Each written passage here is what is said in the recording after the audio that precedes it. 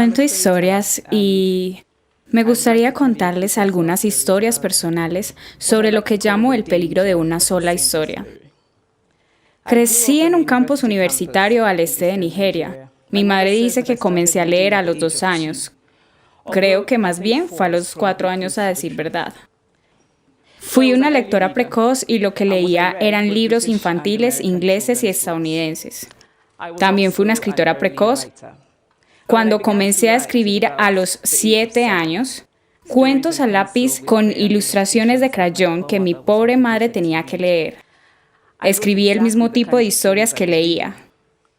Todos mis personajes eran blancos y de ojos azules, que jugaban en la nieve, comían manzanas, hablaban mucho del clima. Qué lindo era cuando el sol había salido. Eso a pesar de que vivía en Nigeria y nunca había salido de Nigeria. No teníamos nieve, comíamos mango y nunca hablábamos sobre el clima porque no era necesario. Mis personajes bebían cerveza de jengibre porque los personajes de los libros que leía bebían cerveza de jengibre. No importaba que yo no supiera qué era. Muchos años después, sentí un gran deseo de probar la cerveza de jengibre, pero esa es otra historia. Creo que esto demuestra cuán vulnerables e influenciables somos ante una historia, especialmente en nuestra infancia. Porque yo solo leía libros donde los personajes eran extranjeros. Estaba convencida de que los libros, por naturaleza, debían tener extranjeros y narrar cosas con las que yo no podía identificarme. Todo cambió cuando descubrí los libros africanos. No había muchos disponibles y no eran fáciles de encontrar como los libros extranjeros. Gracias a autores como Chinua Achebe y Kamara Lai, mi percepción mental de la literatura cambió. Me di cuenta de que personas como yo, niñas con piel color chocolate, cuyo cabello rizado no se podía atar en colas de caballo, también podían existir en la literatura. Comencé a escribir sobre cosas que reconocía. Yo amaba los libros ingleses y estadounidenses que leí. Avivaron mi imaginación y me abrieron nuevos mundos. Pero la consecuencia involuntaria fue que no sabía que personas como yo podían existir en la literatura. Mi descubrimiento de los escritores africanos me salvaron de conocer una sola historia sobre qué son los libros. Mi familia es nigeriana convencional de clase media. Mi padre fue profesor, mi madre fue administradora y teníamos, como era de costumbre, personal doméstico de pueblos cercanos. Cuando cumplí 8 años, un nuevo criado vino a su casa. Su nombre era Fide. Lo único que mi madre nos contaba de él era que su familia era muy pobre. Mi madre enviaba batatas y arroz y nuestra ropa vieja a su familia. Cuando no me acababa mi cena, mi madre decía, «¡Come! ¿No sabes que la familia de Fide no tiene nada?» Yo sentía gran lástima por la familia de Fide. Un sábado fuimos a visitarlo a su pueblo. Su madre nos mostró una bella cesta de rafia teñida hecha por su hermano. Estaba sorprendida, pues no creía que alguien de su familia pudiera hacer algo. Lo único que sabía es que eran muy pobres y era imposible verlos como algo más que pobres. Su pobreza era mi única historia sobre ellos. Años después pensé sobre esto cuando dejé Nigeria para ir a la universidad en Estados Unidos. Tenía 19 años. Había impactado a mi compañera de cuarto estadounidense. Preguntó dónde había aprendido a hablar inglés también y estaba confundida cuando le dije que en Nigeria el idioma oficial resultaba ser el inglés.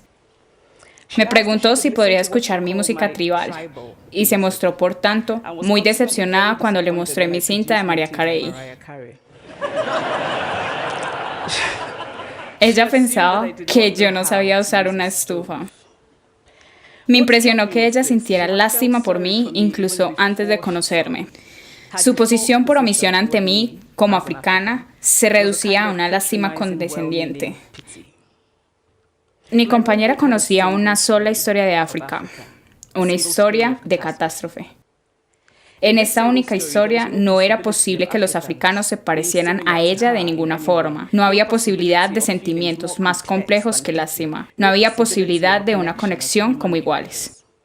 Debo decir que antes de ir a Estados Unidos, yo no me identificaba como africana.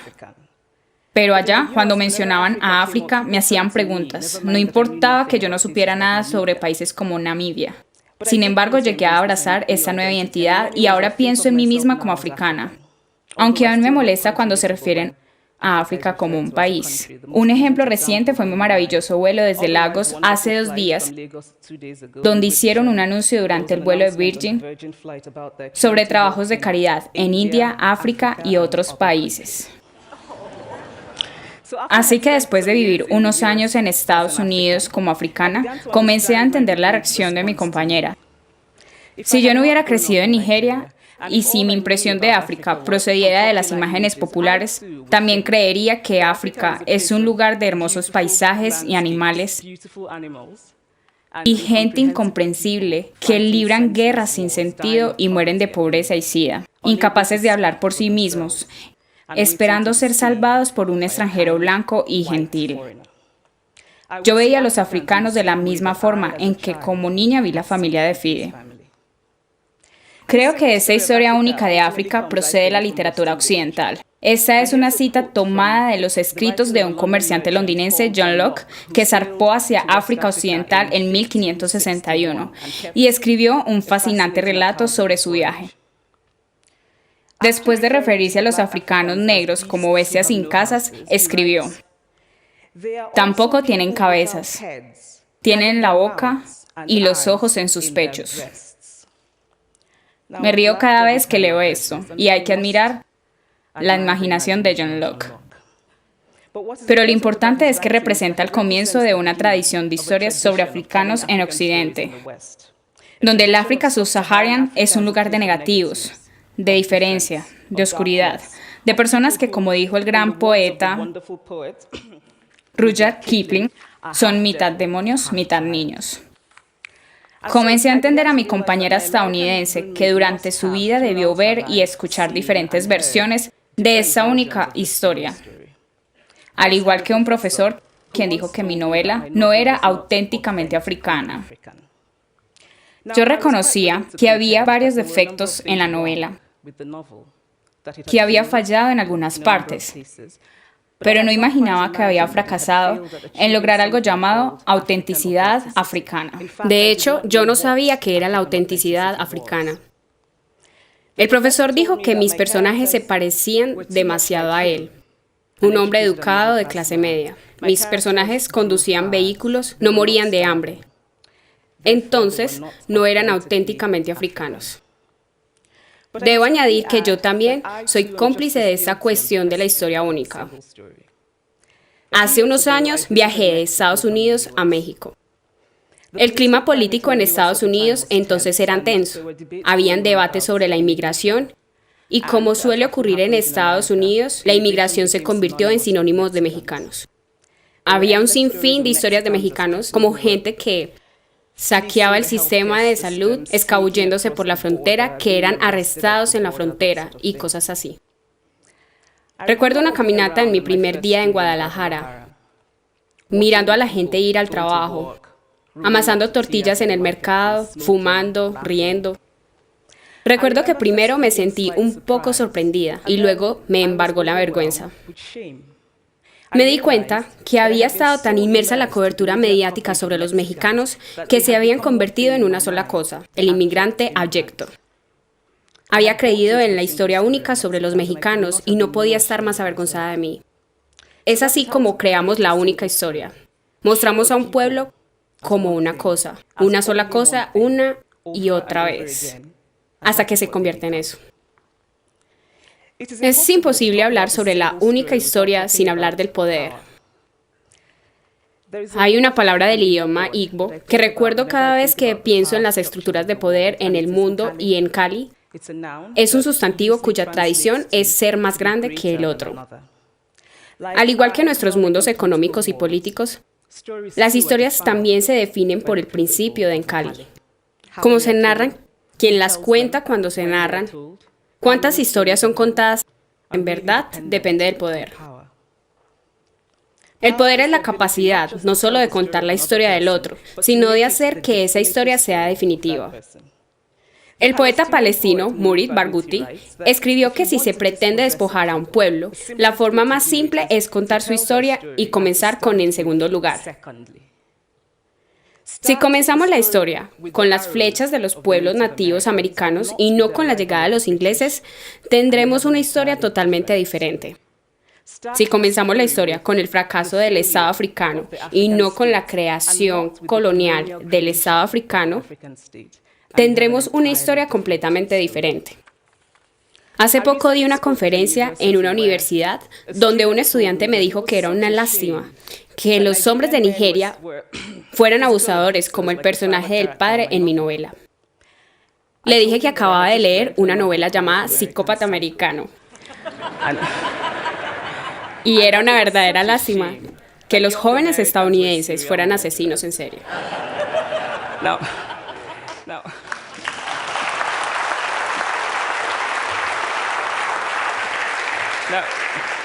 Obviamente estaba algo molesta cuando dije eso, pero jamás se me habría ocurrido que solo por haber leído una novela donde un personaje es un asesino en serie, de alguna forma él era una representación de todos los estadounidenses. Ahora, no es porque yo sea mejor persona que ese estudiante, sino que, debido al poder económico y cultural de Estados Unidos, yo había escuchado muchas historias sobre Estados Unidos. Leí de Tyler Updike, Steinbeck y Gaitskell. No tenía una única historia de Estados Unidos. Hace años, cuando supe que esperaba que los escritores tuvieran infancias infelices para ser exitosos, comencé a pensar sobre cómo podría inventar cosas horribles que mis padres me habían hecho. Pero la verdad es que tuve una infancia muy feliz, llena de risas y amor, y en una familia muy unida. Pero también tuve abuelos que murieron en campos de refugiados. Mi prima Polly murió por falta de atención médica. Mi amiga Coloma murió en un accidente de avión porque los camiones de bomberos no tenían agua. Crecí bajo un régimen militar represivo que daba poco valor a la educación, por lo que mis padres a veces no recibían sus salarios. En mi infancia vi la jalea desaparecer del desayuno, luego la margarina, después el pan se hizo muy costoso, luego se racionó la leche, pero sobre todo, un miedo político generalizado invadió nuestras vidas. Todas estas historias me hacen quien soy, pero si insistimos solo en lo negativo, sería simplificar mi experiencia y omitir muchas otras historias que me formaron. La historia única crea estereotipos, y el problema con los estereotipos no es que sean falsos, sino que son incompletos. Hacen de una sola historia la única historia. Es cierto que África es un continente lleno de catástrofes. Hay catástrofes inmensas como las violaciones en el Congo y las hay deprimentes, como el hecho de que hay 5.000 candidatos por cada vacante laboral en Nigeria. Pero hay otras historias que no son sobre catástrofes y es igualmente importante hablar sobre ellas.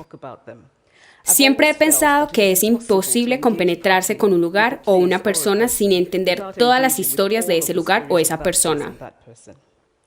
La consecuencia de la historia única es que roba la dignidad de los pueblos, dificulta el reconocimiento de nuestra igualdad humana, enfatiza nuestras diferencias en vez de nuestras similitudes. ¿Qué hubiera sido si antes de mi viaje a México yo hubiese seguido los dos polos del debate sobre la inmigración, el de Estados Unidos y el de México? ¿Y si mi madre nos hubiera contado de que la familia de Fide era pobre y trabajadora? ¿Y si tuviéramos una cadena de TV africana que transmitiera diversas historias africanas en todo el mundo? Es lo que el escritor nigeriano Chinua Achebe llama un equilibrio de historias. Y si mi compañera de cuarto conociera a mi editor nigeriano, Muktaba Kari, un hombre extraordinario que dejó su trabajo en un banco para ir tras sus sueños y fundar una editorial, se decía comúnmente que los nigerianos no leen literatura. Él no estaba de acuerdo, pensaba que las personas no podían leer, leerían si la literatura estuviera disponible y fuese asequible. Después de que publicó mi primera novela, fue a una estación de TV en Lagos para una entrevista. Una mujer que trabajaba allí como mensajera me dijo: Realmente me gustó mi novela, no me gustó el final. Ahora debes escribir una secuela y esto es lo que pasará. Siguió contándome sobre qué escribiría en la secuela. Yo no solo estaba encantada, sino conmovida. Estaba ante una mujer de las masas de nigerianos comunes que no se suponían eran lectores. No solo había leído el libro, sino que se había adueñado de él y sentía que era justo contarme que debería escribir en la secuela. Y si mi compañera de cuarto conociera a mi amiga Funmi Onda, la valiente conductora de un programa de TV en Lagos, determinada a contarnos las historias que quisiéramos olvidar, si mi compañera de cuarto conociera la cirugía del corazón hecha en un hospital de Lagos de la semana pasada, si conociera la música nigeriana contemporánea, gente talentosa cantando en inglés y pidgin, y Igbo, Yoruba y yo, mezclando influencias desde Jay-Z a Fela, a Bob Marley, hasta sus abuelos. Y si conociera a la abogada que recientemente fue a la corte en Nigeria para cuestionar una ridícula ley que requería que las mujeres tuvieran la aprobación de sus esposos para renovar sus pasaportes. Y si conociera a Nollywood, lleno de gente creativa, haciendo películas con grandes limitaciones técnicas. Estas películas son tan populares que son el mejor ejemplo de que los nigerianos consumen lo que producen. Y si mi compañera de cuarto conociera a mi ambiciosa trenzadora de cabello, quien acaba de iniciar su negocio en extensiones capilares, o sobre el millón de nigerianos que comienzan negocios y a veces fracasan pero siguen teniendo ambiciones. Cada vez que regreso a casa, debo confrontar las causas de irritación usuales para los nigerianos. Nuestra fallida infraestructura, nuestro fallido gobierno. Pero me encuentro con la increíble resistencia de un pueblo que prospera a pesar de su gobierno y no por causa de su gobierno. Dirijo talleres de escritura en Lagos cada verano y es impresionante ver cuánta gente se inscribe, cuántos quieren escribir y contar historias. Mi editor nigeriano y yo creamos un fondo sin fines de lucro llamado Fondo Farafina. Tenemos grandes sueños de construir bibliotecas, reformar las bibliotecas existentes y proveer de libros a las escuelas estatales que tienen sus bibliotecas vacías y de organizar muchos talleres de lectura y escritura para todos los que quieran contar nuestras muchas historias. Las historias importan. Muchas historias importan. Las historias se han usado para despojar y calumniar. Pero las historias también pueden dar poder y humanizar. Las historias pueden quebrar la dignidad de un pueblo, pero también pueden reparar esa dignidad rota. La escritora estadounidense Alice Walker escribió esto sobre su familia sureña que se había mudado al norte. Les dio un libro sobre la vida sureña que dejaron atrás. Estaban sentados leyendo el libro, escuchándome leer y recuperamos una suerte de paraíso. Me gustaría terminar con este pensamiento. Cuando rechazamos la única historia, cuando nos damos cuenta de que nunca hay una sola historia sobre ningún lugar, recuperamos una suerte de paraíso. Gracias.